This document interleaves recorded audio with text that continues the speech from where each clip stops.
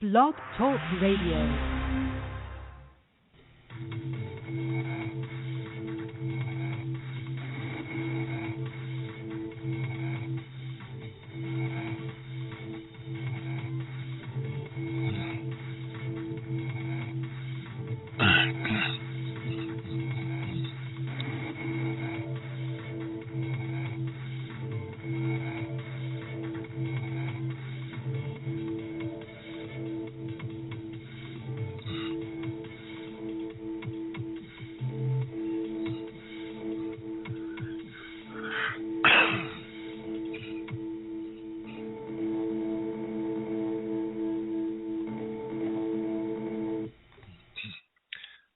Hello and welcome to another episode of PSINYS Paranormal Talk Radio Show. I'm your host, Patrick. It is October 11th, Sunday, 2015, a little after 9, and we are live. I just want to say thanks to our Facebook fans who are on our Facebook page. We appreciate this, and also those who are with us on Twitter. Now, again, I'm going to announce our website. It's www.psinys.com. You go there, you'll find a little bit about us and what we do. You'll also find a link to our Facebook page and a link to Twitter. You'll also find some of the past shows going up to the present on Blog Talk Radio, PSINYS Paranormal Show. All right, tonight we have a live interview with a guest that was previously on, talking about the Men in Black. About a month or so, a couple months ago, and she's going to join us again tonight. Now, let me give you a little history here about Claudia. Claudia has appeared on the George Norrie's Coast to Coast AM with Timothy Green Beckley, and everybody knows Coast to Coast. George Norrie, very interesting talk show. She has also appeared on some shows with noted UFO investigator Brad Stringer and Alan Greenfield. Brad Strager, I believe. Hope I'm pronouncing that right. Some other shows that she's been on includes the Paracast, the Clyde Lewis Show, Darkness Radio, another good one there. She has been written about in several books by Timothy Green Beckley and international paranormal expert Nick Remford. Claudia's most recent adventures are featured in Renford's new book, Men in Black, Personal Stories and Eerie Adventures, which is recently released. Her life story is a study of paranormal happenings, including UFO sightings, poltergeist activity, and witnessing a full-body apparition in Albany's notorious Tenbrook Mansion in 1967. She is a native of Albany, New York area, and a student of all things paranormal. A very talented and interesting woman, and we always welcome her as a guest on our show. If any of you heard the show when she was talking about the Men in Black, it was very interesting. So tonight she'll be talking with us here live, and she'll be talking hopefully a little bit about her book, the recent book that she's in, and some local folklore, legends, as well as haunted locations. So we expect to have her on shortly. And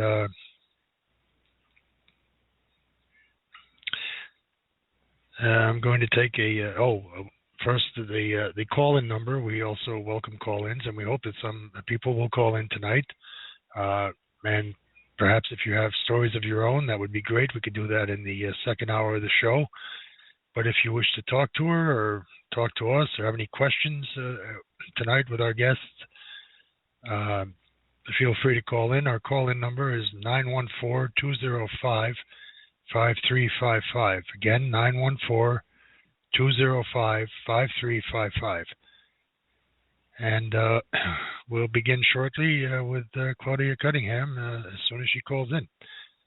I'm going to take a small break now, and we shall return with our live guest, Claudia.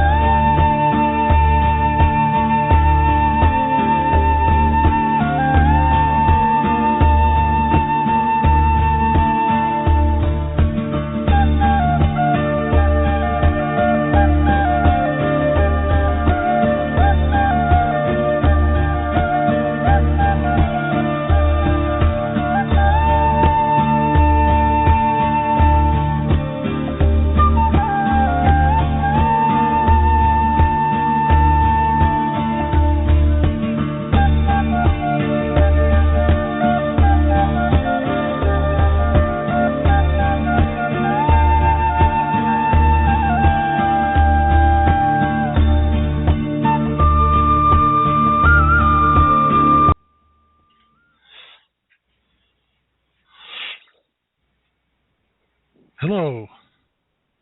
Hello, Patrick. This is Claudia. How are you this evening?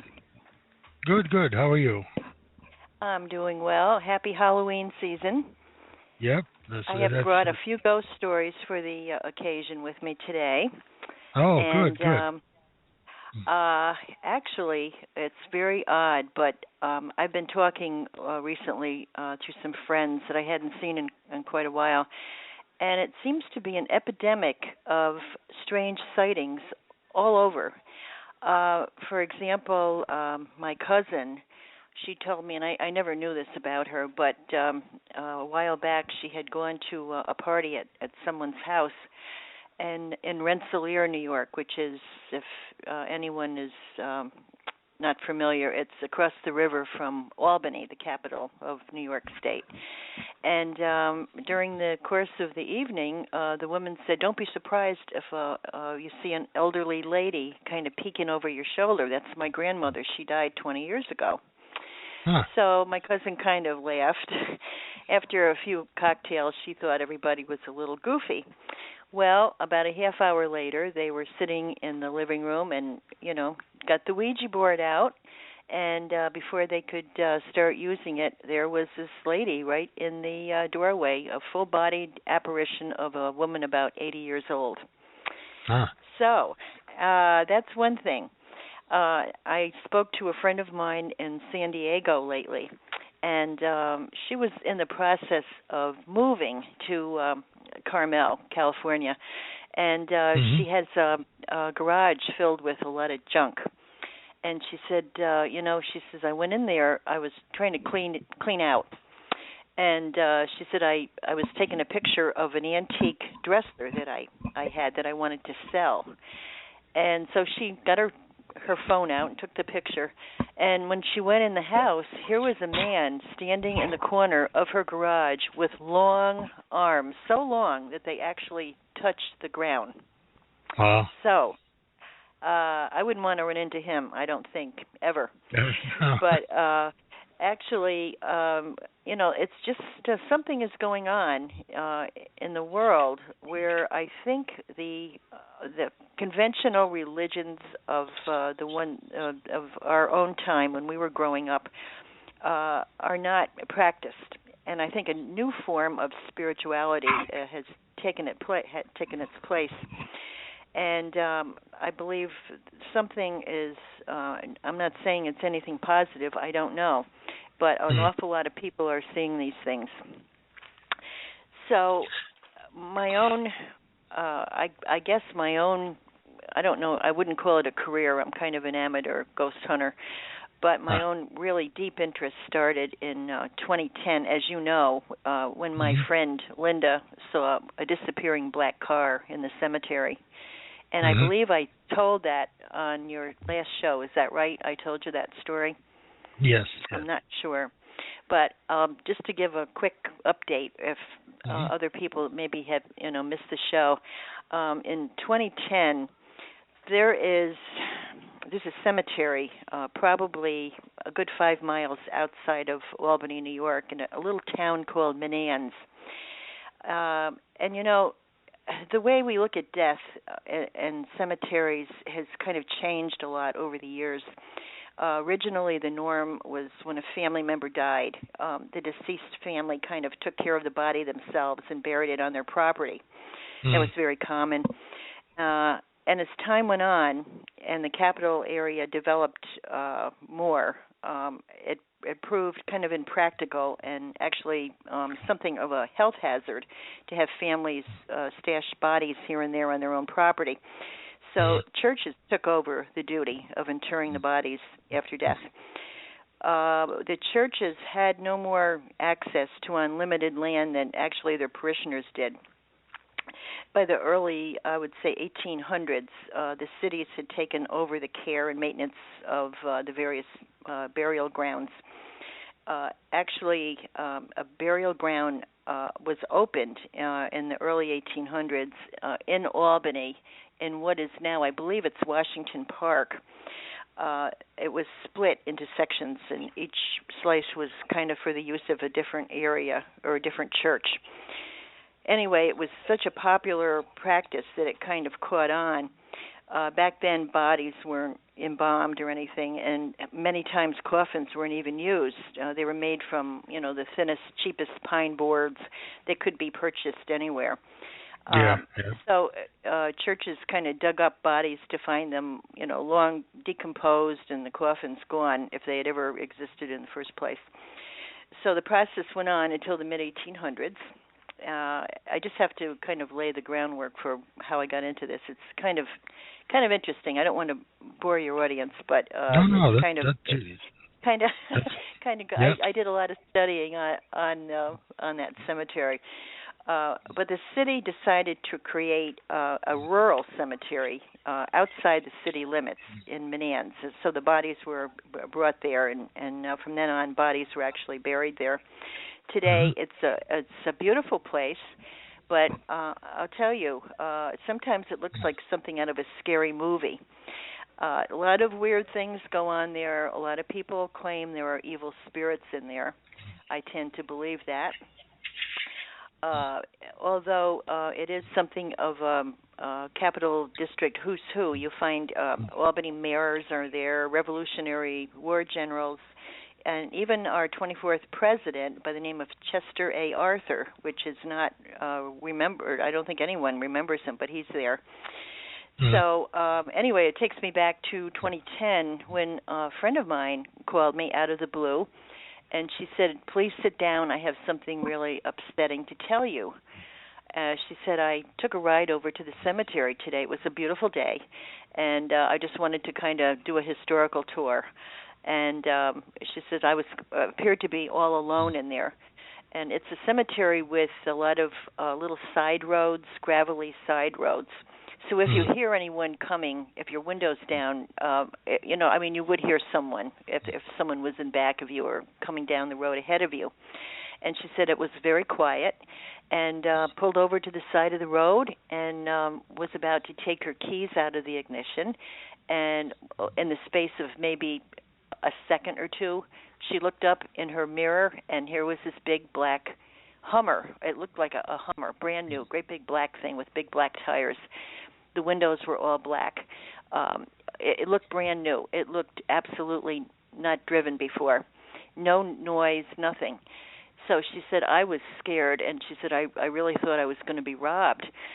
So she kind of crept away from this thing a few feet and to see if it would follow her, and instead it backed up and it turned around and appeared to go down one of those side roads. So she decided to follow it. And when she did, she was astounded to find there was not only no road there, but a chain-link fence with only graves on the other side of the fence. Right. So she turned around, went down the way she came in, and the thing was sitting right in the middle of, right inside the gate, like it was kind of waiting for her to go by. And there was a man all in black, very skinny, kind of Indian-looking, with dark, kind of a swarthy complexion, kind of like an Indian, someone from India might have. Black hat, black shirt, all in black, completely black sunglasses. And she said he gave her the creepiest look. So she said, I just got out of there so quick. And she says, I looked in the mirror and the whole thing was gone in the space of a second, just completely vanished. So we did a study to find out what other events were going on and there were happenings. And we were amazed to find that a black dog appears with red eyes at dusk, follows people out of the cemetery. Very big thing, very spooky looking, comes out of nowhere. A couple, they hold hands and kind of drift over the tombstones at dusk. There is a funeral procession that goes around this big lake or pond in the cemetery, and they look like something out of maybe the 1800s. The ladies have dark veils on, long black dresses, and the casket is in a cart drawn by horses. And if you try to approach them, they leave. They just vanish in front of your eyes. So I wrote to Timothy Green Beckley, who is very well-known and famous in the paranormal world. He's a publisher, author. He does television, radio. And I wrote to him, and I had read a book called The Real Men in Black years ago that he wrote, which was absolutely the most chilling thing I think I've ever read. It still gives me nightmares. And I wrote to him and I said, does this sound like a man in black to you? Or what is your opinion?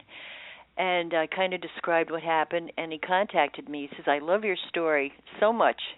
He said, I'd like you to do some radio shows with me. So that's how I got on Coast to Coast. That was my original appearance with him. And we've become very good friends. We've recently shot footage in the cemetery, and nothing came out this time, but there's always the next time. So that's how, like I say, that's how I kind of got into the area of studying this stuff. This is kind of a weird subject. I could spend a whole night just talking about the Men in Black. I may get into it a little bit later, but they appear after someone sees a close UFO sighting. They kind of knock on your door in the middle of the night. They may be dressed in the 1930s style. They might have a handkerchief in their pocket like our grandfathers used to wear. They would wear sometimes a fedora hat. They walk kind of unsteadily. They talk in a very sing-song voice, like almost mechanical.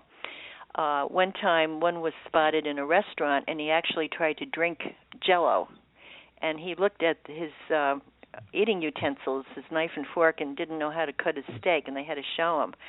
So these are very strange creatures, but they seem to come out of nowhere. Actually, in 1973, and this area is really, let me say, extremely haunted, for lack of a better word. They're for centuries, from the Catskill Mountains to up through the Adirondacks, up into Canada. It's a very well-known paranormal area. And in 1973, I was in my early 20s, and I decided to go shopping after dinner with my grandmother. And we took the short ride over to a little town called Del Mar, which is probably 2 miles from my front door. And on the way over, we kind of looked over the mountains, and here was the biggest. We thought it was a harvest moon, but it was way too big to be a moon. It was so big it actually looked like it was sitting on the earth. It was mammoth, and it was right over the mountains.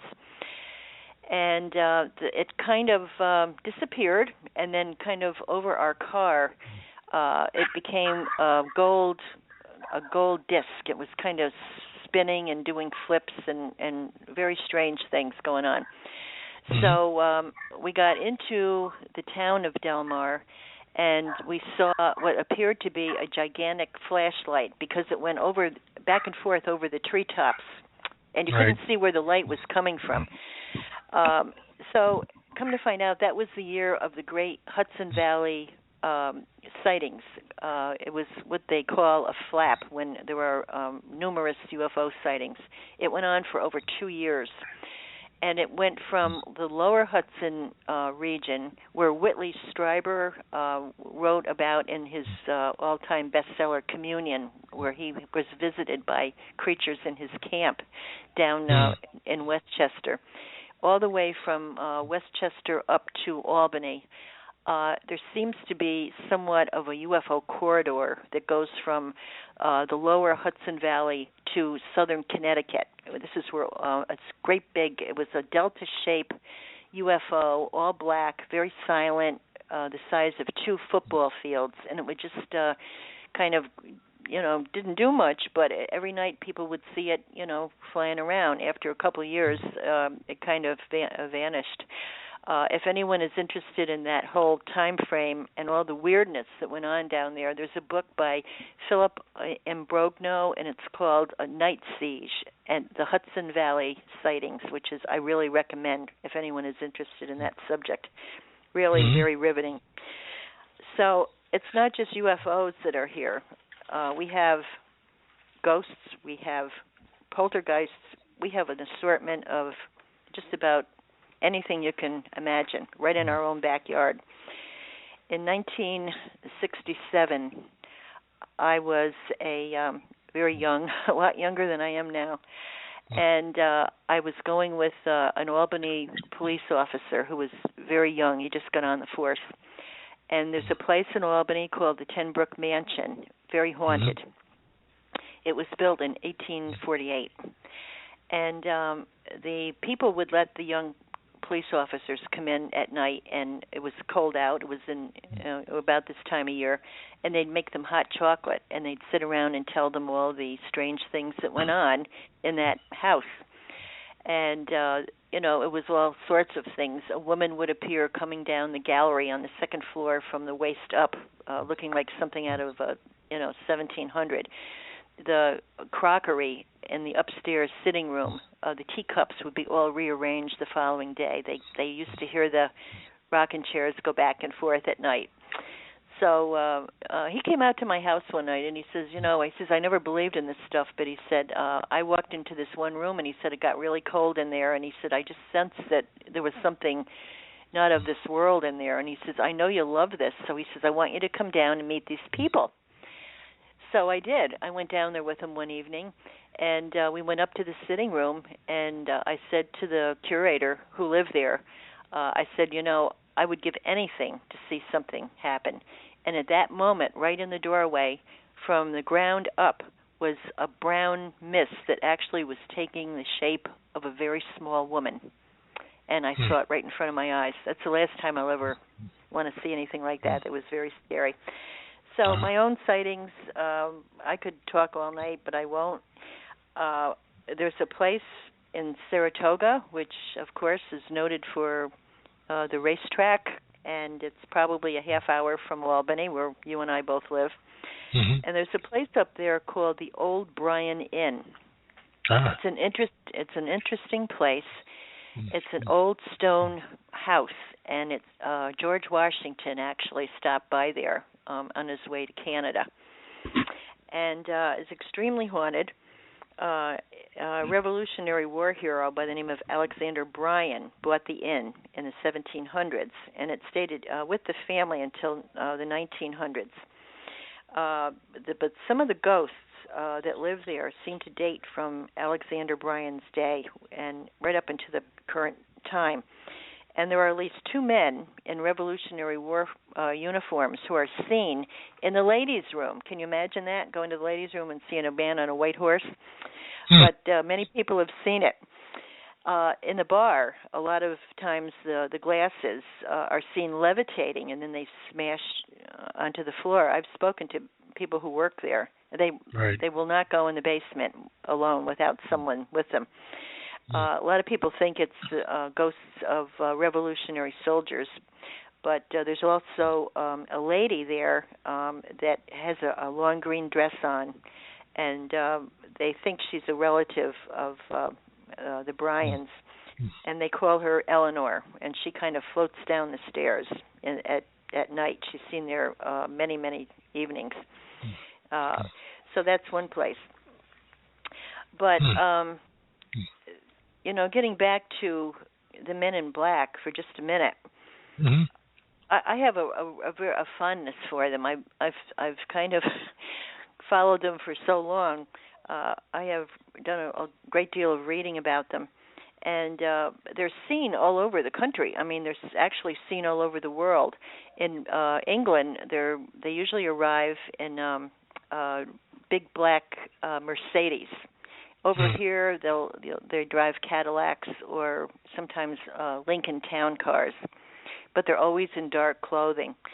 They are, like I say, not of this world. They're clueless. It seems like they're caught in some weird time frame, or they're out of time. I guess that's the word I would use. Are they time travelers, or are they demons, or are they CIA? No one seems to know, but it seems to be their job to intimidate people into not talking about what they've seen. Right. Up in Schenectady in I believe it was 1967, it was a very famous case in Scotia on the river. A UFO landed in the middle of the wintertime. And there was a woman by the name of Jennifer, someone who was a very well-known UFO investigator. And she was threatened by these men in black. And her husband was having lunch in a downtown cafeteria, and one actually sat next to him. And he said, tell your wife that people who investigate UFOs should be very, very careful. And the guy disappeared right in front of him. So it's up for grabs. What are these things? I don't know, and I don't want to meet one either. But down, Have you, Pat? I must ask you: have you ever seen spirit? Have you? I know you've been involved in years of research. Have you ever actually seen anything materialize? Well, yeah, actually I have. One time, actually, when I was, this is going way back, I had lost someone that I was very close to, and I had spent, shortly after that, probably 6 months after, I went up to like a mountain retreat, and I was in this cabin by myself. It was very nice. It was up north, and probably twice as expensive as it was back then now, but anyway, so I was sitting there, and there was a storm coming up, thunderstorm, and I don't know. I know I wasn't. It wasn't a hallucination. I wasn't drunk. I did have a brandy, which I'd been sipping on for most of the night. And people that know me, if I fill a glass of brandy up, I put ice in it, and usually the ice is melted and the brandy's still there.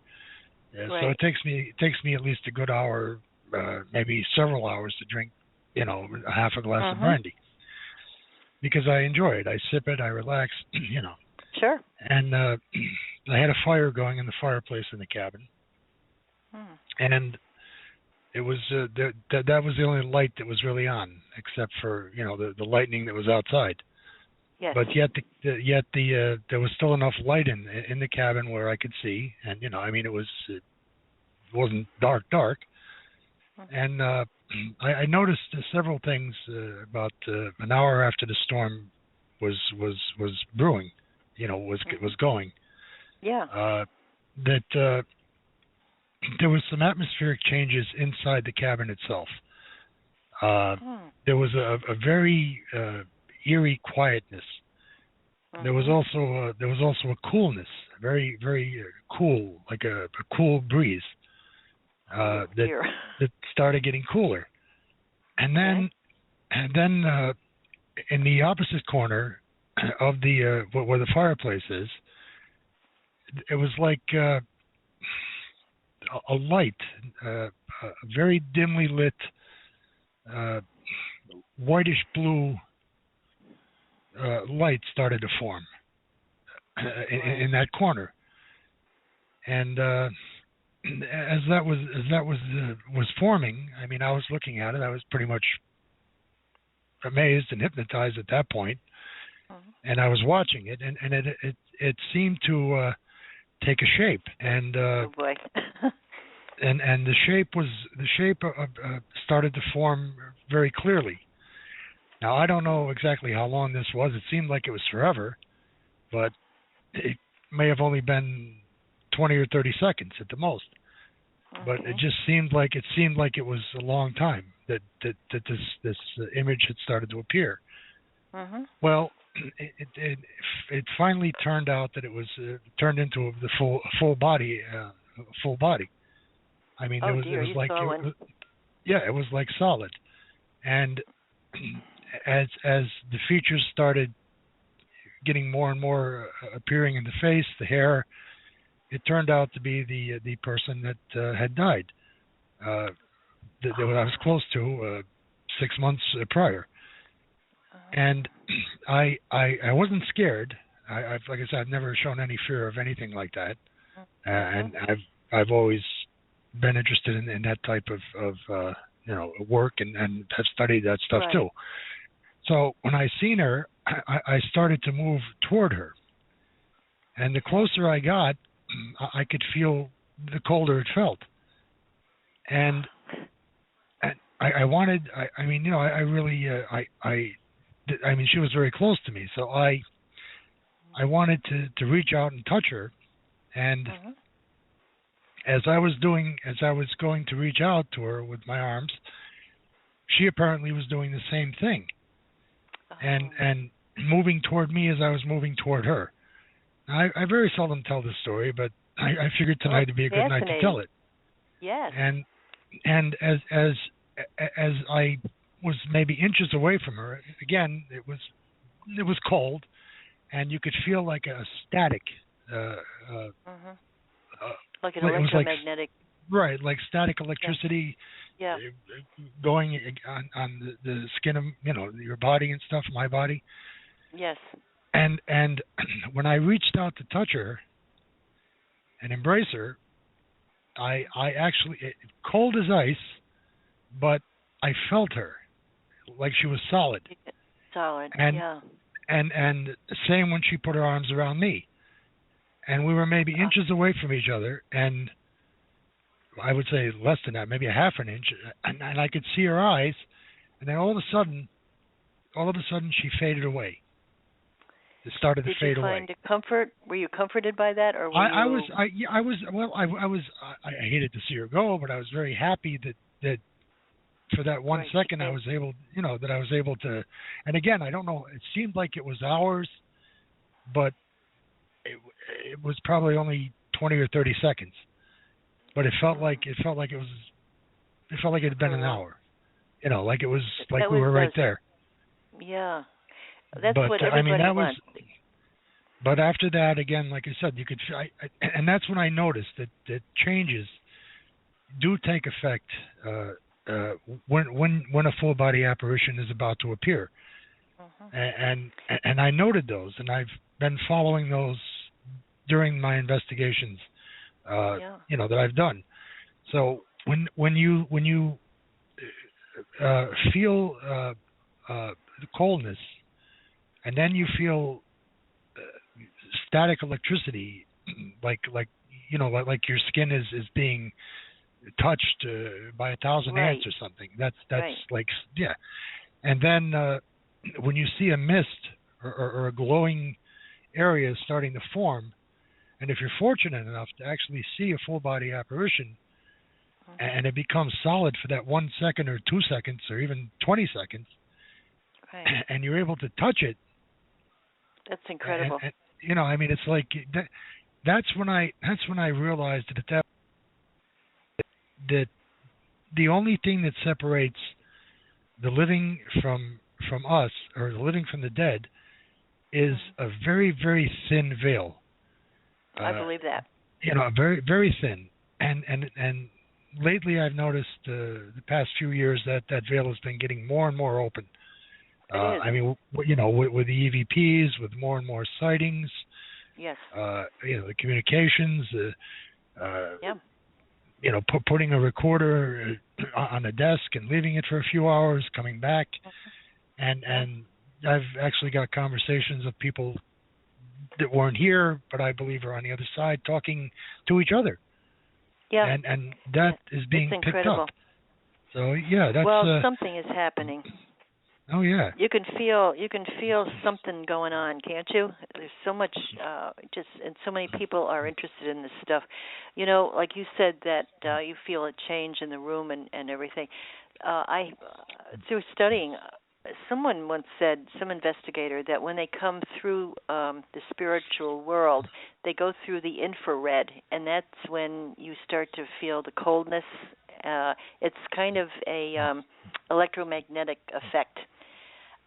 Sometimes people who see so-called aliens, they have the same comments to make. They feel, kind of sometimes hot, sometimes cold, and a lot of times you'll hear them say that they have a sunburn. They get a sunburn from a UFO if they have a close encounter, their eyes are affected. Sometimes their eyes are burned. They call it Klieg conjunctivitis. Klieg light and conjunctivitis, right? So there's something to do with the infrared when they're coming over. So that causes like I said, the cold. between the electromagnetic and the vibration, the coldness, and the infrared.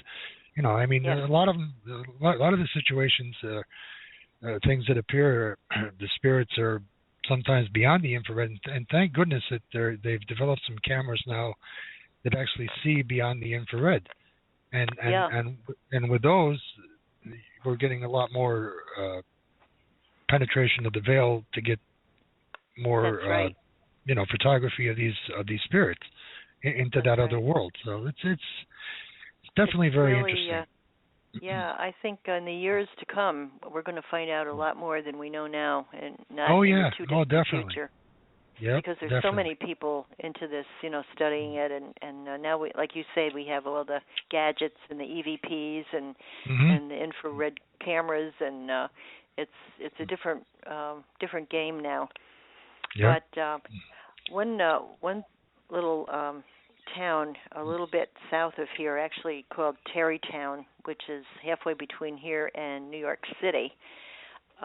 That's the home of Washington Irving, who wrote The Headless Horseman, and he was very well known to be interested in the occult, and his house is extremely haunted. They see him walking through his garden at night. He lived in the 1700s, and he also wrote Ichabod Crane. And the whole town, and I went through there recently when I went down to Hyde Park for a meeting, and it was, well, the minute you get into Tarrytown, it's like a throwback into another time. He called it a drowsy, dreamy influence that hangs over the town, and that's exactly what it's like. It seems to be, I can't describe the atmosphere, but it's kind of I don't want to say a creepy place, but it's very interesting. It's where history and mystery meet. Right.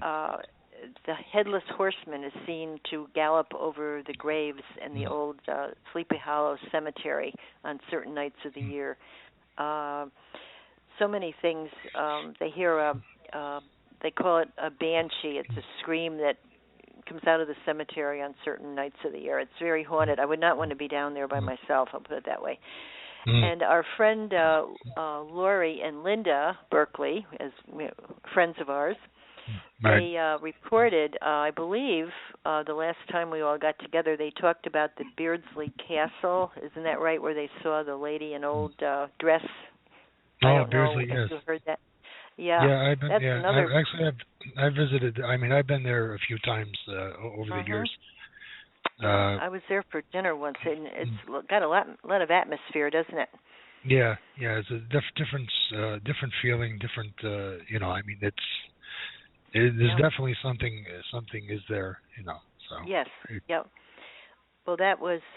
It's an old castle for those who'd like to look it up, and it's in Little Falls, New York, built in 1860, and the best place to get the feeling is down. It's actually downstairs in the bar area. And where is that they right? have that's where they have like an old. Well, they have a bar there, but they also have like a couple of rooms with an old, looks like an old jail cell or something. Oh. And no, I mean that's it. It's definitely. I mean, you can feel it's just that you can feel it in the air down there because there's a lot of energy down there and it's not bad. It's good energy, but it's just that there is energy there. Well, Lori and Linda, who we both know are very psychic, they saw two ladies. They thought they were waitresses dressed in like the costumes of a serving girl from the 1700s. Right. And I think it was Linda complimented the manager. She said, "Gee, that's a nice gag you have going there. That's probably good for business." And he said, "Oh, we don't have anybody that works here like that." Right. So when I researched it, come to find out, it's right in a book that I read recently where a blonde woman sitting in a long dress in the ladies' room with what they called a dust cap and a long gown. She greets people when they go into whatever they do in there. And there's a woman in a similar attire that carries a bed tray to some non-existent stairway. And even a ghostly quartet that dines by candlelight that disappears the minute you try to approach them. So we should go there sometime for a seance or do something out there, I think. It's not that far from Albany. No, it's not. Fun. Yeah, it would be. Maybe get the team together, get us together, and just head out there. In fact, I asked Tim Beckley, I said the next time he comes up to Albany, if he'd like to go out there. So if he has time, maybe we can all, go out there and see what we can scare up. Yeah. Another place a little bit south of here is a place called the Christ Episcopal Church. Now, this is a really interesting place. When you think of a church, you don't think of it as being haunted, but this is. And I mean, a lot of people that go there, they try to reconcile their faith with their belief in the supernatural. But there are many, many churches that appear to be haunted, and that was built in, I believe, the 1700s. And did you ever hear of Bishop Pike? He was very well known for, he was a very famous medium in the 50s, and he did a lot of television. He wrote a bestseller called The Other Side. And he was, I've heard of him. Yeah. And he was the rector there in the late 40s. And he saw a ghost in the church, and he thought it was the ghost of a former rector that used to walk up the stairs. But during one Mass, when he lit a holy candle, Pike was actually attacked by a bat on the altar, and it came out of nowhere. And just as the bat came down after him, wind blew out the candle, just as the thing kind of headed for his head. And it was, witnessed by the entire congregation. But candles, here's another thing. Candles and bats have featured really prominently in like other incidents at the church. The candles in the church library, if I remember correctly, extinguish by themselves when there's no wind or anything around. They just, they light and they go out all by themselves, which is kind of freaky. And this bat has been seen a lot, and there's something very evil about it. They're not. Myself, I'm kind of afraid of them. I've always had a phobia, but I don't know. I guess they serve their purpose. They eat a lot of insects, but they're awful looking things. Yeah. But anyway, there's a lot of action going down in that church. So that is, I believe, near Terrytown, actually. Huh. So that's another place on our ghost trip through this evening. And I mentioned the Hudson Valley UFO flap. Yeah. It started in 1982. And it was a V-shaped, like a delta-shaped, like I said, a dark, 2 football field long, silent, black UFO, whatever it was. And there are incidences now where people have reported seeing strange lights in the sky. So whether that thing is coming back again after all these years, I don't know. But as we go back up to Terrytown, there's another thing going on in that area right now, and people are seeing a giant jack-o'-lantern that actually harasses the residents and the farmers in the area. And in 1982, truckers went through the area in their 18-wheelers, and the thing, it was the size of a 747, came after them. Wow. So can you imagine? I can't even imagine that. But there's a lot of strange happenings down there. So another place to go for one of our ghost hunts, maybe in the nice weather.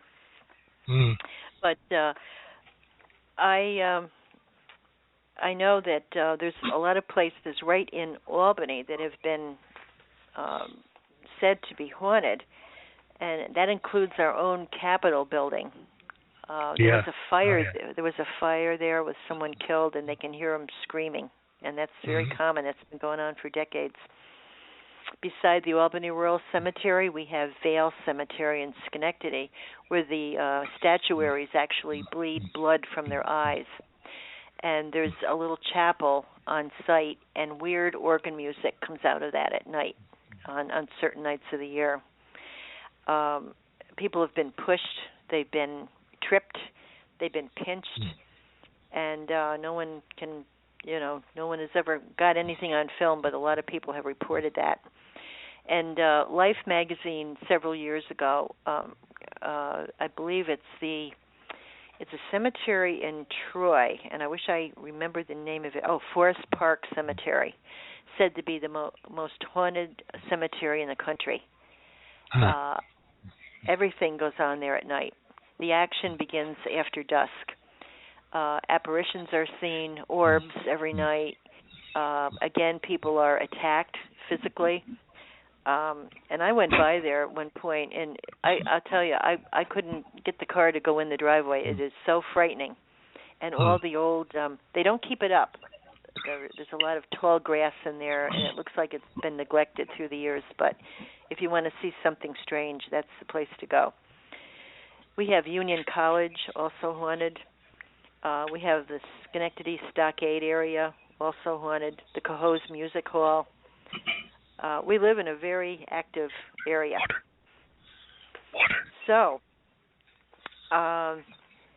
anyway, there's also a cemetery in Stillwater who says, I guess that was another very active cemetery up until a few years ago when a woman in white was seen walking most evenings over the grave.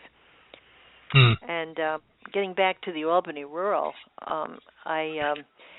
a friend of mine used to ride a bus to school with the caretaker from that cemetery, and he said he would open the cemetery at dusk and close it or open it before dawn and close it at dusk.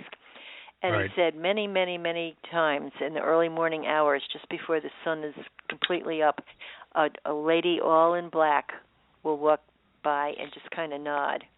And he says she's very nice, and he says, but when I turn around again, she's gone. And so that's another sighting up there.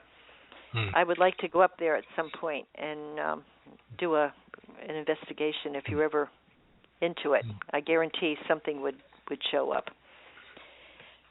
Yeah, So, we were thinking of actually we're thinking of doing just some EVPs, toward just before dark and see, because again, as I said in, I think it was last week's show or right. the week before, one of them we were talking about EVPs and a lot of people are under the impression that you have to do these at a certain time of night, in the middle of the night or between when it gets dark until like 5 in the morning. You don't necessarily have to do that, because we've been getting some, and I'm sure a lot of other groups have been doing the same thing, getting Class A EVPs very clear during the daytime hours. So it doesn't really matter what time of the day it is or what time of the night it is. Right. When they're going to come through and you've got something, that's it. You can't put them on a schedule, unfortunately, and you can't get them on command, but they're there, and whether it's day or night, they're unpredictable. Right, and that's they're going to talk. That's what makes it scary. Yeah, they come out of nowhere, which is very, intimidating. Yeah. But it's always interesting. I think Oakwood Cemetery too. And doesn't that have a history of some haunting? Oh, I believe? Yes. Yeah. Actually, I forgot about that. Someone wrote in. Now, I'm always cruising the sites online about new sightings in cemeteries around here, and a couple of teenage boys were up there one night, and probably up to no good, drinking beer or whatever they were doing, and they actually saw a thing with a hood on sit up from behind a tombstone, and these guys were pushed down this little incline by invisible hands. So, many people have reported a lot of strange goings-on there. Yes, definitely. Yeah. But, I think most cemeteries are haunted. They say spirits, they tend to go to dark places, garbage dumps, landfills, caves, any place that's desolate and dark, and what better place than a place where dead bodies are? I think that attracts them. I think all cemeteries, or most of them are. One other thing I wanted to mention, if you go a little bit further south, actually a lot south to Long Island, there's a place called Mount Misery. Have you ever heard of it? Mount Misery. Yes. I may have. I'm not. It's not hitting offhand. But go ahead and tell us about that. Okay. Well, it's a smorgasbord of all kinds of strange happenings down there. Has been since at least the early '60s. During the UFO flap of 1972, I think it was 1973. There was a radio show out of WABC, I believe, in Manhattan, called the Long John Baldry Show. Now, John Baldry was one of the pioneers in late-night occult talk radio. He would have these characters on. Some of them were unintentionally funny. But this was not done before. We got on the radio and started talking about this stuff. They come with a butterfly net and take you away to a nice padded cell. But he was the first fearless. He would tackle any subject. And he interviewed a woman who walked in the studio and professed to be Princess Moon Owl. Moon Owl, her name was. She had big, bulgy eyes. And she said she was from the planet Venus. And she said, in 10 minutes, I have to take this pill or I'll turn into a snake. Now, I heard this old broadcast. It was really funny. But she played it straight. And she started to talk about the misery on the Mount Misery. And he said, well, what are you talking about? And she said, well, that's where the UFOs come to drop me off and pick me up. So everybody kind of had a good laugh about it. But years later, John Keel, who was the probably penultimate investigator and one of the godfathers of UFO literature, investigators.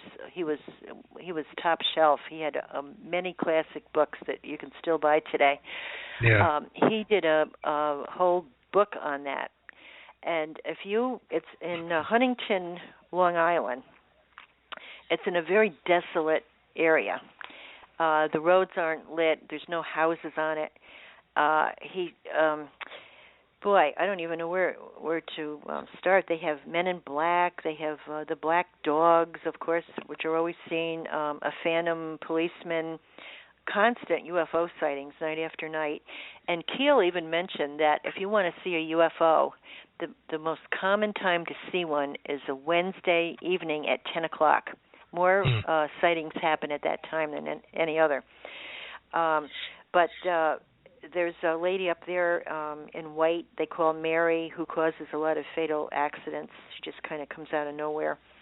And I said before, the phantom police officer with a blood-stained uniform. And many, many, many people have seen these things, and it's all pretty well documented. But they call this black dog that lives up on that mountain the Hellhound, and he goes after you. He has literally glowing red eyes, and he's about the size of a panther. They say he's that big. He's huge. Probably not a dog at all. Probably some kind of a demonic character. So that's Mount Misery. Better to stay off that. I have no desire to go. Yeah. But John Keel was an interesting man, and if anyone is interested in any of his books, he was the original. He came out with the Mothman prophecies, and I believe it was 1968. That was before the movie. It had nothing to do with the movie. That's when a series of paranormal happenings. It was West Virginia. That's when the Silver Bridge collapsed, and the town was taken over by strange little people, and they called it the Garuda. It was a flying monster with big red eyes. It's a very good read. The Mothman Prophecies by John Keel, Keel. And also Project Trojan Horse, which talks about all the odd things. And he had a line in there which always stuck with me. He said, if there is a universal mind, must it be sane? And he believed that all kinds of, there was no explanation for anything. It's all one indescribable whole, and that people or entities are playing tricks on us every day of our lives. And, with a wicked sense of humor. He said, we are property. We are owned by these. That's a terrible thought, isn't it? But it's good. It's a good late night read. Just don't read it by yourself. Well, my philosophy, my saying is that the universe has a wicked sense of humor. It has no sense of humor at all, and it just, that's where you see a lot of weird things and a lot of tragedies, and so the universe has a strange sense of humor. It does. We'll never know. We'll never understand it until we get to the other side. We're never going to know here, but we know enough to ask the questions, and that's what keeps things interesting, right? That's it. Now I was going to ask you about your what is it? Recent the recent book that what is it? Nick Renford. Yes. Yeah. So. Some of the stories that are in there, pretty much. I mean, I don't want you to obviously say them because I want people to buy the book, but. Yes. Well, Nick is. You see him on. Oh my heavens, he's on everything. He's on UFO Hunters. He's on. Every type of paranormal witness, everything, any type of show like that on television, you'll see him. He's from England, very interesting young guy. He's a best-selling author. I was in one of his books a few years ago on the Men in Black, and he, I talked the last time I talked to him. He said, I'm doing a book, and he said, I know you told Tim Beckley that you had a lot of telephone problems after you saw this UFO stuff, these sightings, and I said yes. Right. And he said, I'm doing a book on that, how weird things happen after you encounter one of these things, whatever they are. And he said, I want you to, type up your story and your experiences. And he says, I'll put it in the book. And that was about a year and a half ago. And anyway, the book just came out a couple of weeks ago. And in fact, he's going to mail me one. I should be getting it any day now. I haven't read it yet. But this goes, in fact, this is in the book, probably I was just married, so 78, 79, somewhere in there. I lived in an apartment. My husband and I had just gotten married. And he was a police officer at the time, and he worked nights. And I used to listen to the radio and in bed most nights, and they had a paranormal show on, which I loved. And one night they had Betty Hill on, the famous Betty Hill of the famous UFO sightings, the first close encounter ever documented from 1961. Right. Betty and Barney Hill. And Barney had died under very strange circumstances. He was, according to Mr. Keel's book, approached by a very strange fellow with no mouth. He had lipstick on. He actually had to create a mouth. He was as white as a sheet. He had a derby hat, walked with, the way these crazy men in black walk. And he was warned off of going further with any type of, talk about UFOs. And he said, I want you to look at something in my pocket. And he took out a gold coin, and he made it disappear. And he said, pretend that's your heart. He says, I can make your heart disappear if you continue with this stuff. The strange thing was, within a year, he died, supposedly, of a heart attack, which was really, really bizarre. Anyway, this one night, I was in bed, probably about 7:30, and they interviewed Mrs. Hill, who was a widow at the time, from Portsmouth, New Hampshire, where she lived. And she was telling about her adventures on with the UFO people, and where they took her, and all the examinations they were doing, and the whole story, which is a bestseller. Again, if anyone wants to know about this very famous case, it was The Interrupted Journey by I believe John Fuller wrote that book. It's a classic. It's very, very well written, and she talked about her adventures, and she was a very believable lady, an older lady at the time. And she said, what's really funny, she said, a lot of times when I start talking about this, my telephone will ring, and it will be nothing but static. And she said, it happens every time, and I'll be darned if you could hear the static on the radio. Her phone went off. So I was kind of, spooked out by that.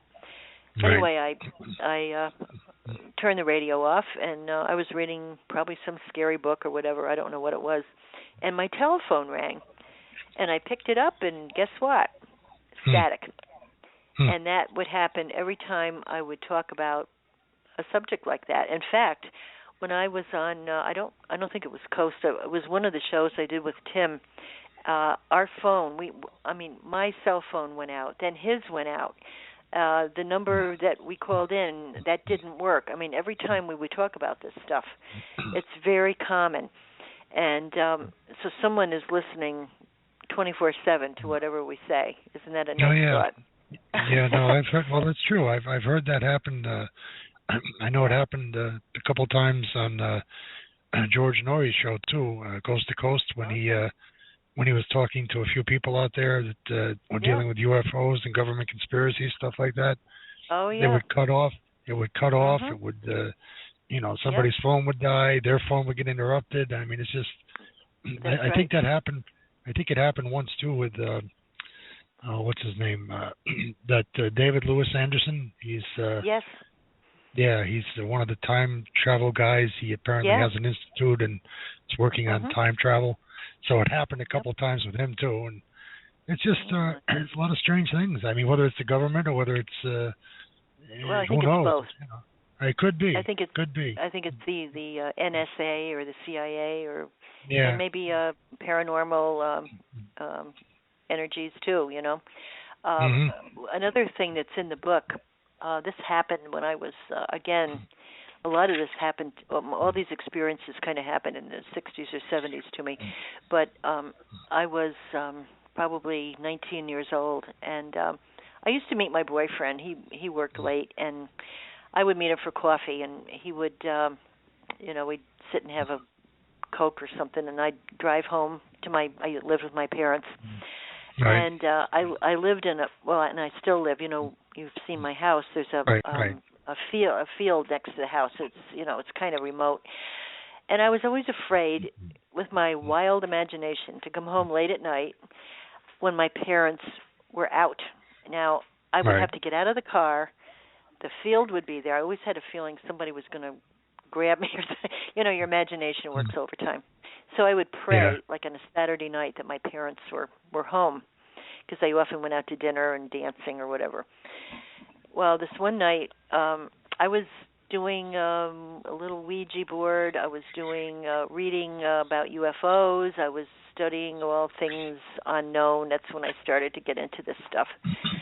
And it seems like you open some type of a portal when you're open to this stuff. You'll see. I can't go into it tonight. I'd be on the phone for 6 hours. But all the weird things that have happened since my interest in this subject.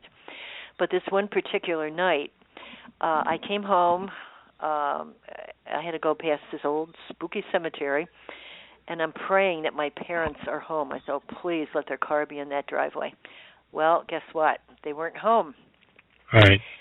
So my heart's beating a little bit, and I said, well, this is crazy. I'm just going to get out the car, go in the house, lock the door, turn the light on, go to bed. Well, at the time I worked for New York Telephone and Telegraph. That's what they called it back then. And all the employees were given a free telephone, and I got a very pretty little pink telephone that was in my bedroom. I had a private line. My parents' phone was in another room. And I was thrilled with this phone. I mean, I just loved it. And I had just gotten the phone. Now, I gave the number to my boyfriend. It was unlisted. My girlfriend, my two girlfriends had it, period. No one else had it. So I came in the house, locked the door, turned the light on, and my phone was ringing. And I thought, wow, 1 o'clock in the morning, who would be calling me? Because Dennis, he never called to, when I kissed him goodnight, that was it. He never would call me. And I thought, well, who could it be, And I picked up the phone, and I said, hello. And it was a man's voice. And he sounded maybe about 40. And he said, Claudia? And I said, yes. I said, who is this? He said, I see that you just pulled in your driveway. He said, do you know what I'm going to do to you? Can you imagine that? Well, my mind is going in 20 different directions. Number one, no one had the number. My boyfriend would never do that. He was a very serious guy. Never in the world do that. It wasn't him anyway. Right. It was my two girlfriends. They certainly wouldn't do it. And how would they know when I pulled in the driveway? They lived miles and miles away. So it had to be some type of a paranormal, because I was dabbling in this stuff. I was reading about this subject. I think somebody fed off of my, I don't know if you want to call it my fear or whatever, and put on a good show for me. So I'm thinking, I'm going to run down the cellar stairs. I'm going to go through the cellar door. I'm going to run over to my neighbors. I'm planning this. My mind's going crazy. At that moment, I heard a car pull in the driveway, and I thought, oh, my God, I'm dead. It was my mother and father, thank God. Yeah, and it never happened again. Never happened again. But this was during when I was really all excited and jazzed up over, all this crazy stuff. And and through the years, it had to be some type of a paranormal happening, because no one had my number. My neighbors certainly didn't. And how would they know I just pull in the driveway? Nobody knew that. Right. No, it's possible. It's possible. It is. Yeah. That it was something paranormal. Could have also been one of those men in black that you seen It back it then. could have been, yeah, whatever they are. Now they have, of course, the black-eyed kids that are going around and scaring people half to death. Have you? I'm sure you've heard of that. Yep, I've heard of them. Yeah. Yeah. That is the most frightening thing I've ever heard of. David Weatherly has the book, the Black-Eyed Kids. If anybody wants to read, it's not for the faint-hearted. But these kids will come out of nowhere and pound on your door, or you'll be sitting in your car in a dark parking lot, and they'll bang, bang, bang on your window, and they keep their head down, and a lot of times they wear hoodies, and they look to be between 10 and 14, and they talk in a very demanding way, and they'll say, Mister, we need you to take us home. We're lost. Weird things.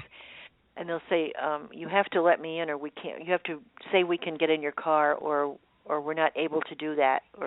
And then when they look up, their eyes are completely black, no pupils, just completely black. Right. And this is happening all over the country. People are writing in about it, reporting this stuff. And now we have adults with black eyes. That's the latest thing. So it seems to be, to me, it's all of this stuff comes kind of from the same agency, if you want to call it that. It's a spiritual realm of fallen, I call them fallen angels, whatever the Bible calls them, principalities and powers, things that you don't want to really have anything to do with. And I think in the old days, you had the witches on broomsticks, and you had men in black capes, riding black horses. And it's just an update. They keep updating themselves. Now it's the black-eyed kids. It's the men in black. 100 years from now, it'll be somebody else. But it's all, I think, the same tricksters, and that's they're cosmic tricksters, and they feed off of your fear and your wild imaginations. Yeah. I every now and then I think I this is silly, at my age, but it never ceases to intrigue me. I want, knowledge is power. It's good to know about what we're up against. It's fun. It can be dangerous. You can't get too far into it. That's the thing. But no, I've had a lifetime of. It's been an interesting ride. Yeah, it sounds like it. Yeah. I have a lot of one little thing, and I've probably and I'll kind of close it out after this. But I have many times, and I think everybody have this has happened to them. You come in the house, you put your keys on the kitchen table, and you've done it. Yeah. And you come back and they're gone. And then you turn around and you'll find them in another room or in a strange place. This stuff happens to me constantly. And as I've told you, and I think I may have mentioned this. If I did, I'm sorry, but I'll just kind of go over it real quick. I lost my mother a year ago, May, and we were very close. And she had been quite ill, and she was in a rehab for she had broken her back, and she was in there for 3 months. And I would pay $20 every time you had to pay $20 at the desk. If you wanted to get her hair done, they would take her downstairs and shampoo her hair or whatever once a week. Right. So I gave them $20, and they would give me a pink receipt. And I would, in turn, give the receipt to my mother. She would hang on it. When they came to take her downstairs, she would give the aide, the receipt to show it was paid for. And, she never brought anything like that home. I mean, she wouldn't have it anyway. She had, handed it over. Right. And about 4 months after she died, I just bought a new car. And I stopped for gas one night, and my car is immaculate. I'm always on my hands and knees with the vacuum, cleaning it out. There's nothing in there. There was nothing in that car, nothing. And my mother had been gone, 4 months. And I had been out to dinner with a friend, and I dropped her off, and I stopped to get gas, and I got out the car, and I had the window open a little bit when I was having dinner. It was down maybe an inch. And I pumped the gas, and I went to get back in the car, and I opened up the car door, and I looked down by the gas pedal, and here was this pink slip. And I thought, Well, that's a weird thing for a cop to give me a ticket and roll it up like that and throw it in my car. That's what I thought it was, a ticket, a parking ticket. The only thing that made sense to me. And I enrolled it, and here it was with my mother's name and a receipt for $20, get her hair done. So that was my little proof that, my mother was still with me, and that was that was amazing.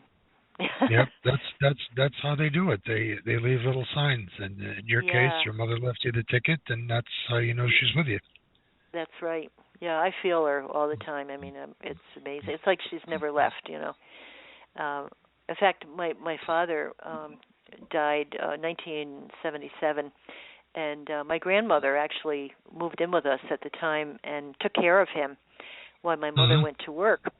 And she says, my father, he had cancer. That's what he died of, and he would go for chemo, and that made him very cold, and it made him tired too. So he would take his nap, and my grandmother would tuck him in the TV room. He used to lay on a little cot about 2:00 every afternoon, and he'd say, "Graham," he said, could you pull the cover up a little bit? My neck is kind of cold. So she would always tuck him in. And my father passed away after a long battle. And about a few months later, I came over to visit, and my grandmother said, "Well, your father was here last night." I said, "Really?" I said, "Why do you say that?" She said, "Well, I was laying on the couch, and she said I just turned the light off and I put the blanket over me, and she said I felt the blanket pull up, and somebody tucked it in around my neck very nicely." And she said that was him. And she saw him standing in the hallway one time, drying his hair, telling her a joke, because I used to kid back and forth. And she saw my uncle, who died in World War II at the age of 18, and he died on the Leopoldville. It was blown up in the English Channel. It was a battleship. And she never got over that. But she said one night, I woke up, and there he was in a beautiful gold light at the foot of my bed. And he said, "Well, Mother, I made it." And she said he looked absolutely beautiful. Wow. So, yeah, they're with us. They are with us. Yeah. Oh, yeah. So, well, that's about all I have for this evening, Patrick. Well, I'll tell you, it's been a very interesting night, and as always, we love to have you here. Well, I love to drop by, and I hear next week one of the twins may be on, one of your psychic buddies, huh? Linda or Lori? That's going to be it's going to be Lori because we're all going to be here anyway, so we'll have to figure out how to do that. Right.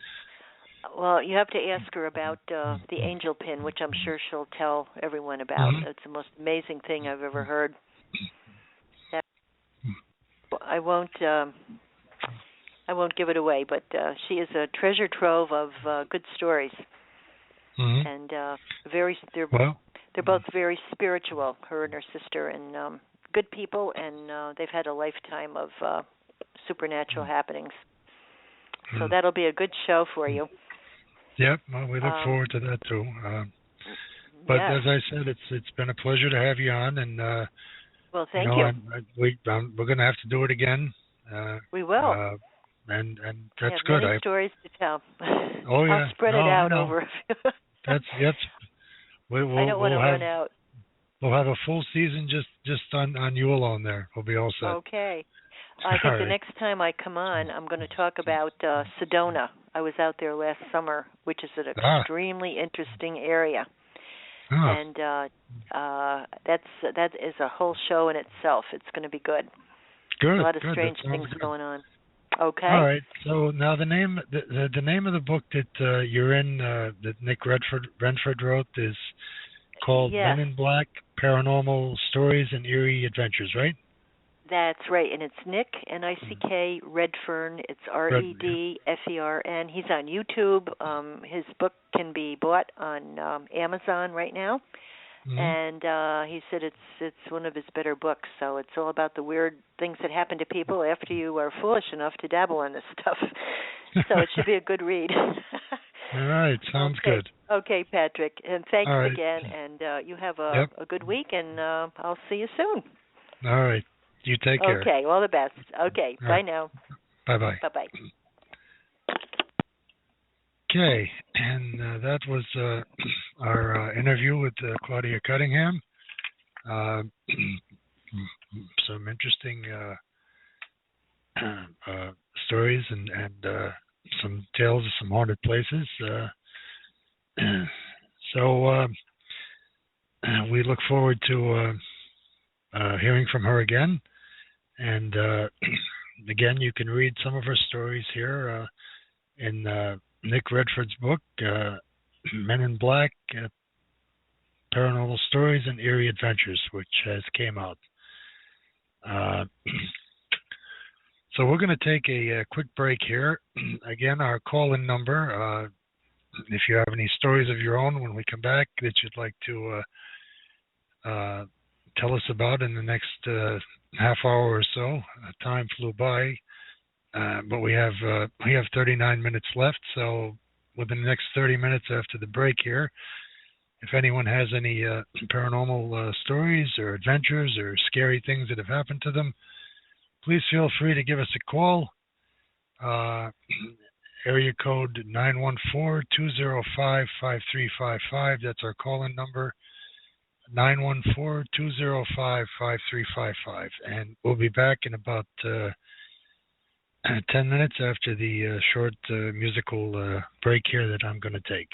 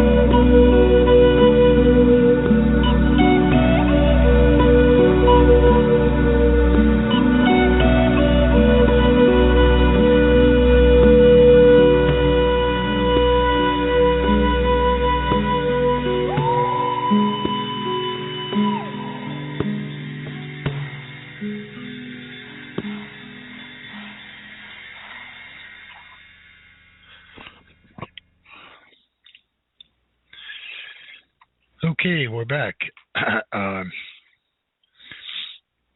Call-in number is 914-205-5355. If anyone has any anything that's happened to them that's got to do with the paranormal, or if they've had any experiences, anything they want to talk about, feel free to call in. So our guest was Claudia Cunningham tonight, and she brought up a lot of interesting things as far as paranormal goes. We hit topics a little bit on the Men in Black. We've hit topics on some of the haunted locations in New York State, some of the cemeteries, some places, some folklore of hauntings, Headless Horseman, Tarrytown, things like that. I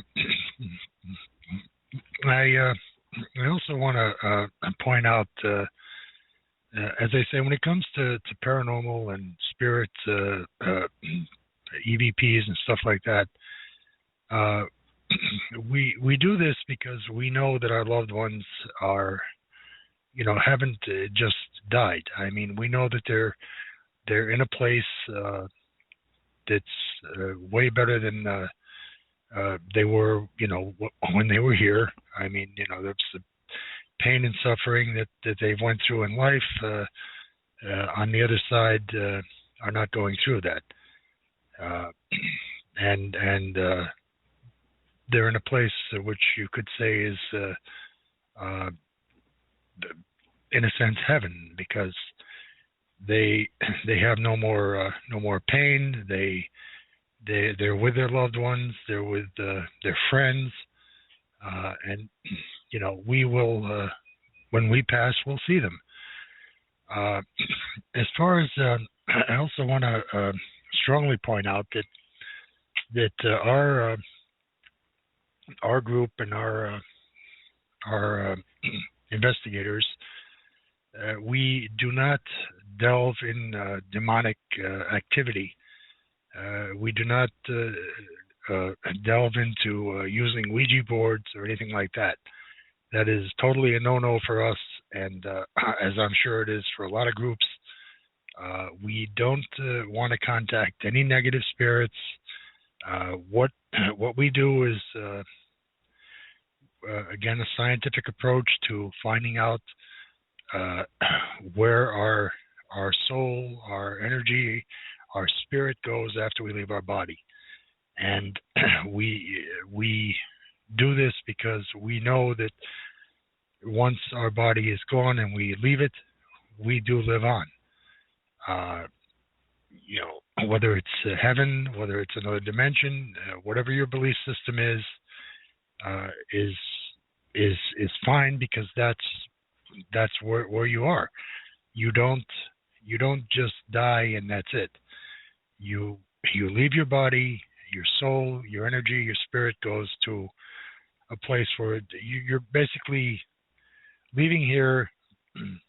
We don't call it dying, we call it living. That's what we call it. Your life continues. The essence of what you were here continues. Again, whether it's in heaven, whether it's another dimension, whatever your belief system is fine, because you live on either way. Again, we don't deal in demonic activities. We never use Ouija boards. We don't attempt to contact any type of negative spirits or demonic entities. We just want to prove that there is a life after we leave our body, and this is all we're doing. Whether we contact our loved ones from heaven, whether we contact them from another dimension, this is it. This is what we do.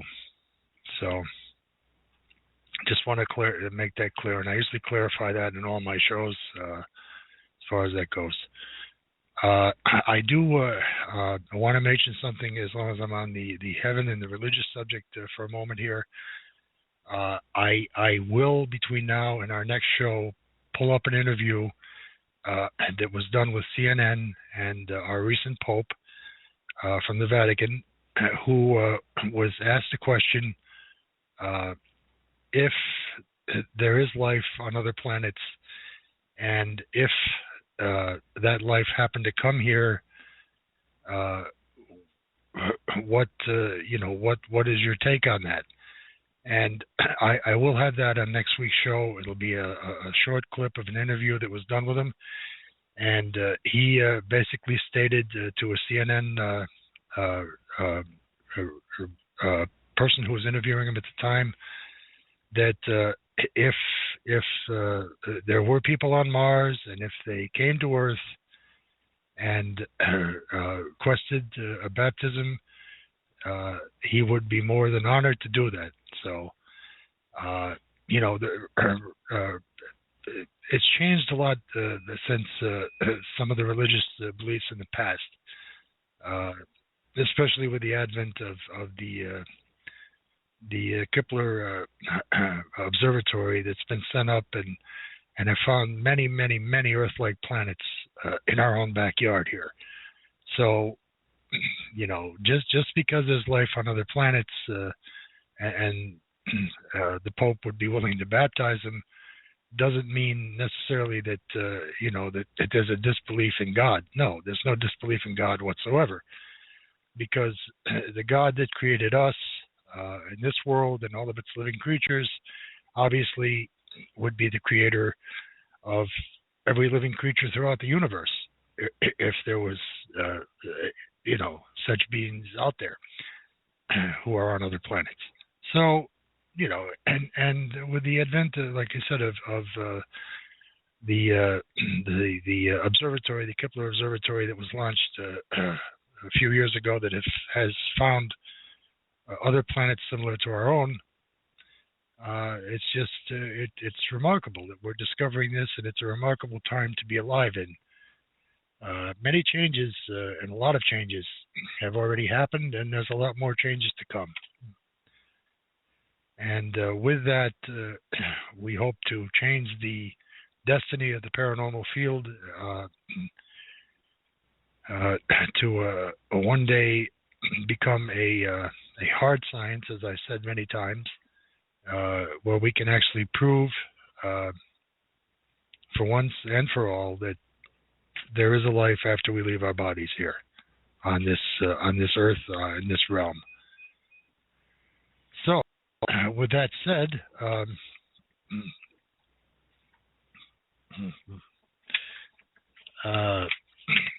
getting back to our guest that was on earlier, Claudia, and the recent book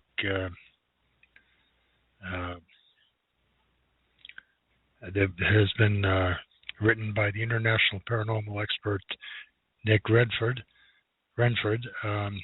Men in Black, Personal Stories and Eerie Adventures.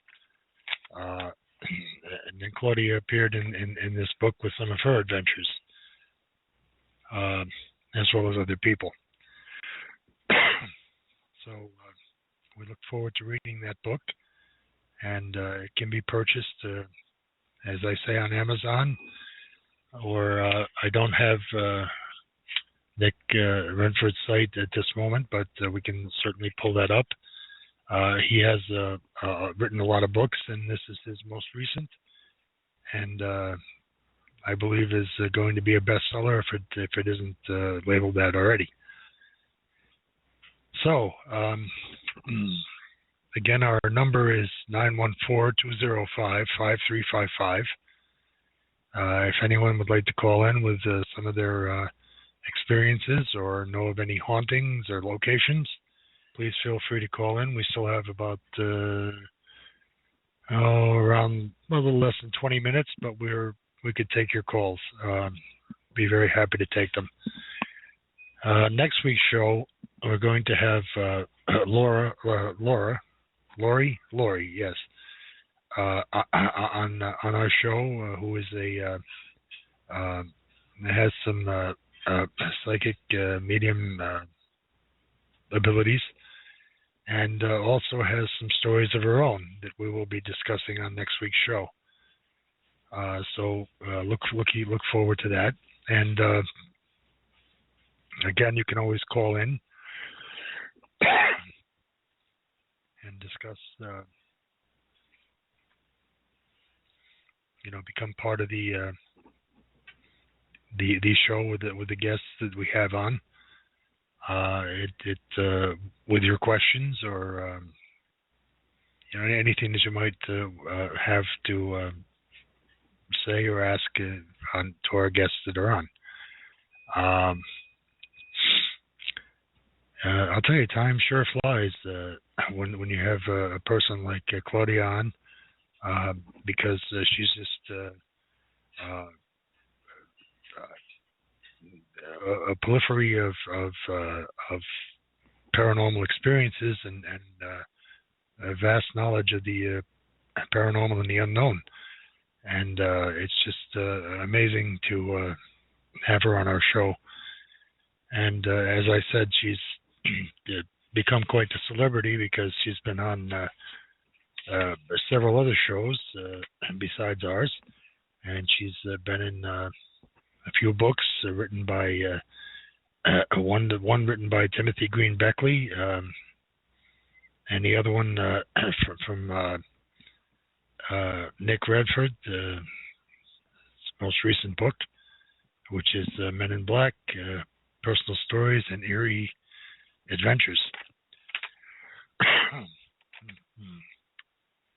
So, getting back to my my experience that I had with the apparition of a friend of mine that I'd lost many years ago.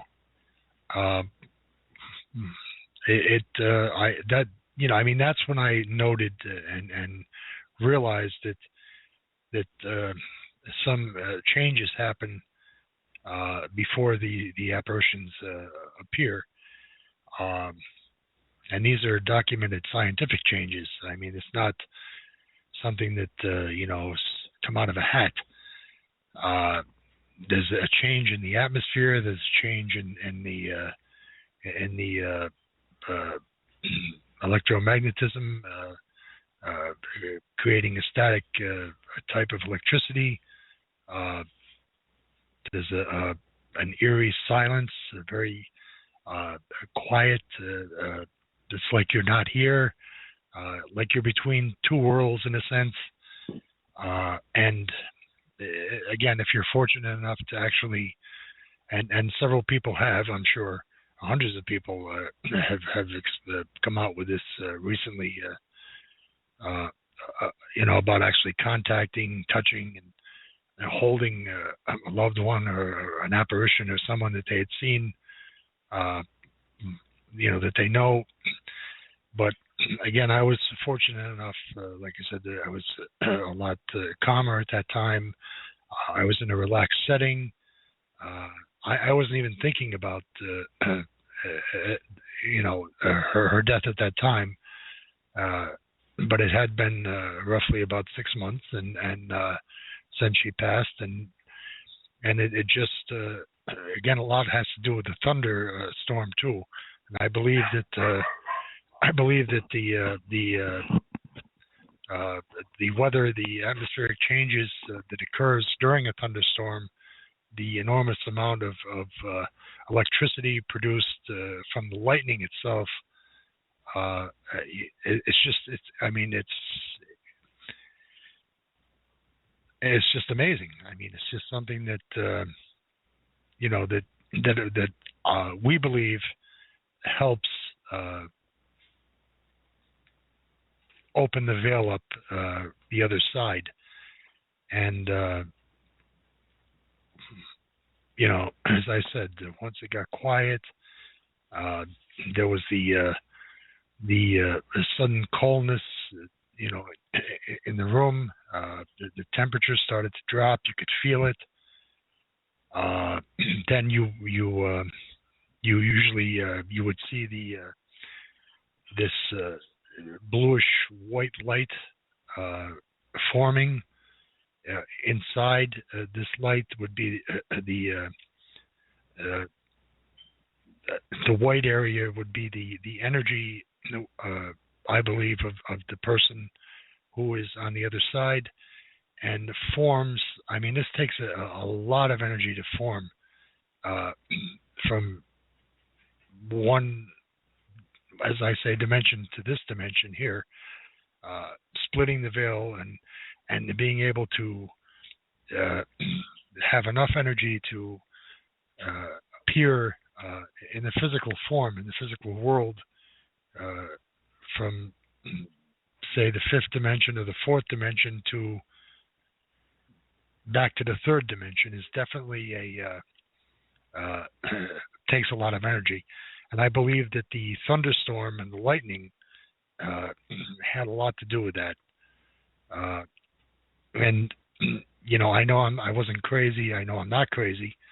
You know, I wasn't drinking, so I can't say I was drunk. Again, you know, I had a glass of brandy, and that's my favorite drink, obviously. I've drank it for many years, but not a daily drinker. Rare occasions, holidays, stuff like that. So, never had a problem with alcohol, never done drugs. So this, when she appeared to me, this was a real experience.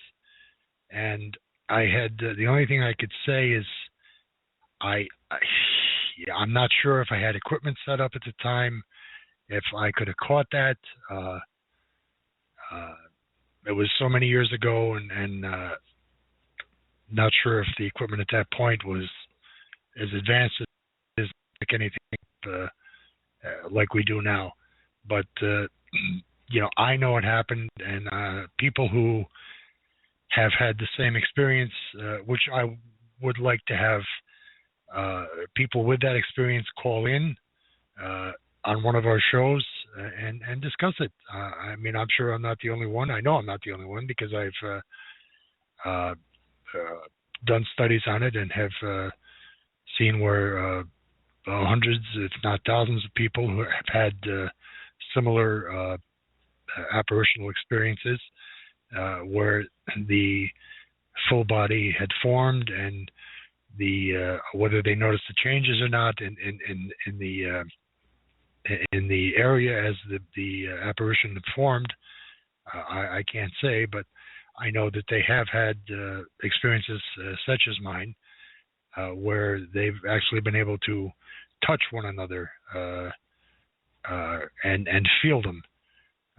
Again, my experience was when I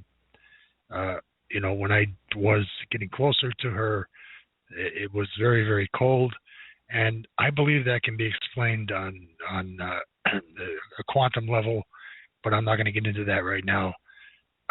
Just the fact that I had held her, she was solid, and I'm not sure how long it was. More than likely it was only for 4 or 5 seconds before she faded away, and you could feel the solidness going into nothingness. But at that point, you know, I had known that I had touched someone from the other side whom I had lost, and which furthered my belief in the paranormal, and furthered my studies into proving scientifically that this exists. So it's not, death is not final. It's not the end, and many people believe that. So again, regardless of your faith, the end result is that you leave here and you have eternal life.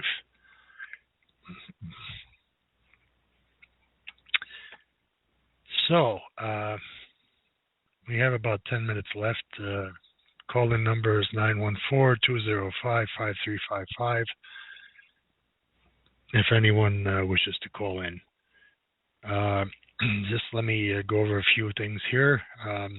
Our website is www.psinys.com. That's our paranormal website. We do investigations. You can go to our site, hit the contact button. You'll find our contact page, information where you leave your name, way of contacting you, a brief story of your encounter, your activity. Hit the send button, and we will usually respond within 24 to 48 hours as far as that goes. We also do UFO investigations, which is one of my favorite. We have equipment and a special 18-page form that we fill out, and I've done over 150 of them in the past 30 years, and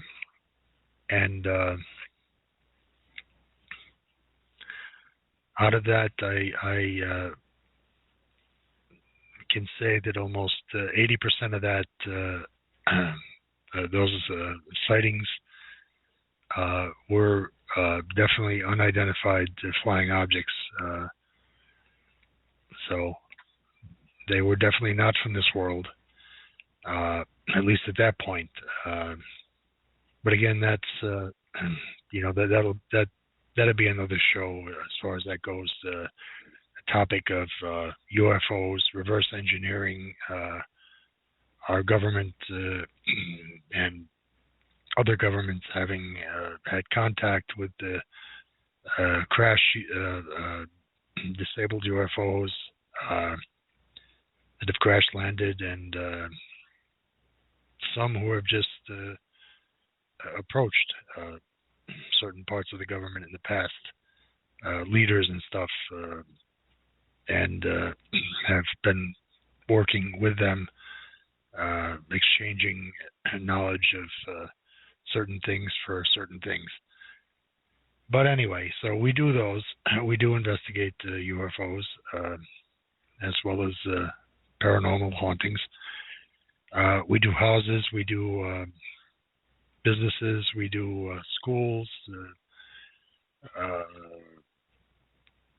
Whatever type of haunting you may have or spiritual activity, just hit our contact button on our website, and we answer usually with 24 to 48 hours.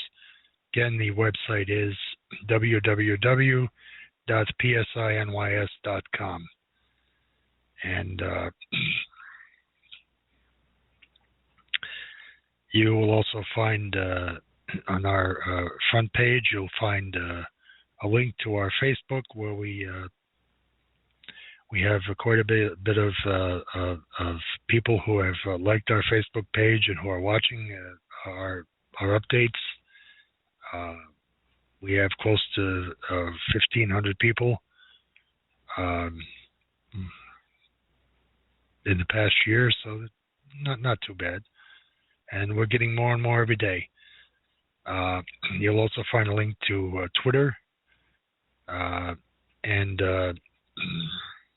we also post our shows on the Facebook and Twitter. So if you miss them here or are looking for them elsewhere, you can find them, like I said, on our Facebook page.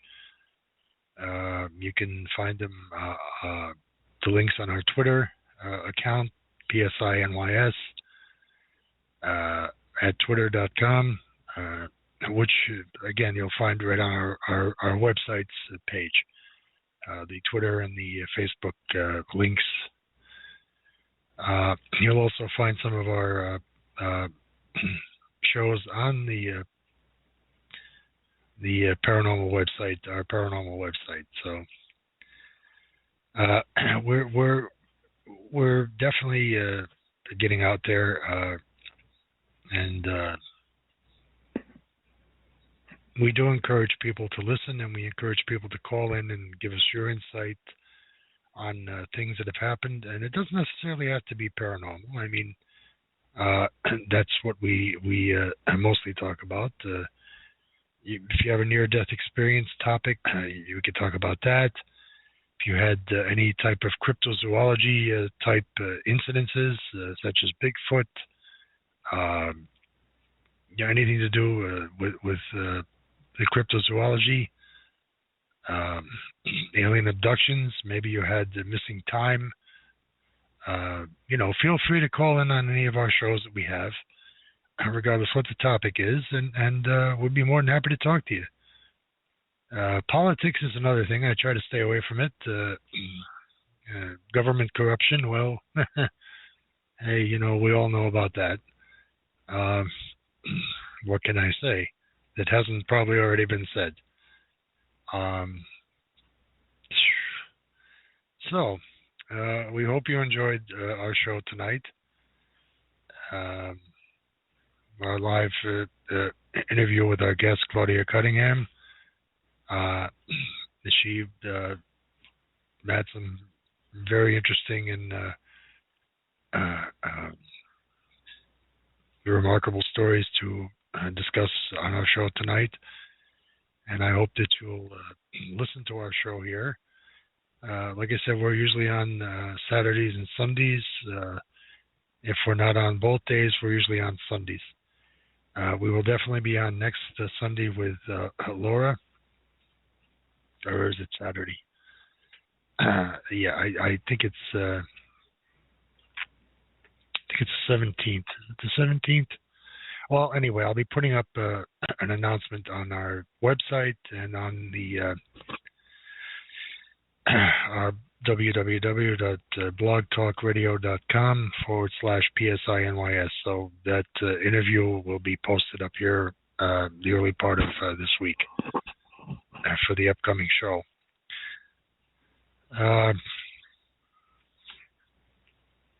Again, I want to thank Claudia for being on. And I want to thank all the people who are looking at our website, who are interested in our Facebook updates and our Twitter, and also the people who are here listening to the shows that we put on here. And we just appreciate it. Again, I can't stress enough how much how nice it would be for you to call in and discuss things with us, or just with me, or with our guests that we have on. So looking forward to next week's show, and looking forward to hearing from the people out there, and we hope you enjoy it. Again, thank you for listening, and everybody have a good night. My name is Patrick, host of the PSINYS Paranormal Talk Radio Show, and the founder of the PSINYS.com, our paranormal website. So until next week, take care.